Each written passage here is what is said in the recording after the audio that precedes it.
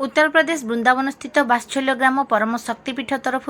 बलियापंडा स्थित सेवेन हिल होटेल परिसर में चलित वर्ष 1 सेप्टेम्बर रु 7 सेप्टेम्बर पर्यंत साप्ताहिक श्रीमद् भागवत कथा आयोजित होगाकू जाउछि। कथा व्यास रूपे भारत वर्षर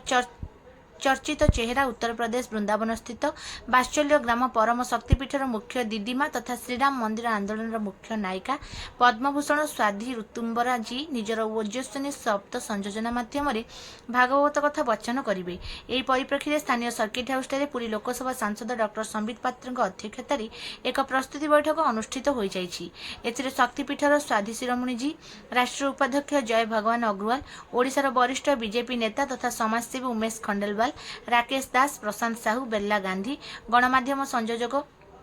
वरिष्ठ सांबादिक विष्णुदत्त दास प्रमुख उपस्थित रही आलोचन में अंशग्रहण करथिले। एही सप्त दिवसीय कार्यक्रम में देश विदेश 1000 श्रद्धालुओं समेत साधु संत जगतगुरु, केंद्र शिक्षा मंत्री धर्मेंद्र प्रधान, ओडिशार मुख्यमंत्री मोहन चरण माझी, ओडिशार मंत्रिमंडल सदस्य, विभिन्न राज्यर सांसद श्रद्धालु रूपे जोगदेवार कार्यक्रम रही। पुरी धाम रे एभली कार्यक्रम आयोजित मुख्य उद्देश्य हेउछि पुरी रे 50 एकर जमीन वृंदावन वात्सल्य ग्राम भली कन्या संतान बालिका मानक सामरिक शिक्षा महाविद्यालय माध्यम प्रशिक्षित कर देशर सेनाबाहिनी में नियोजित कर लक्ष्य रखा बैठक में आलोचना करा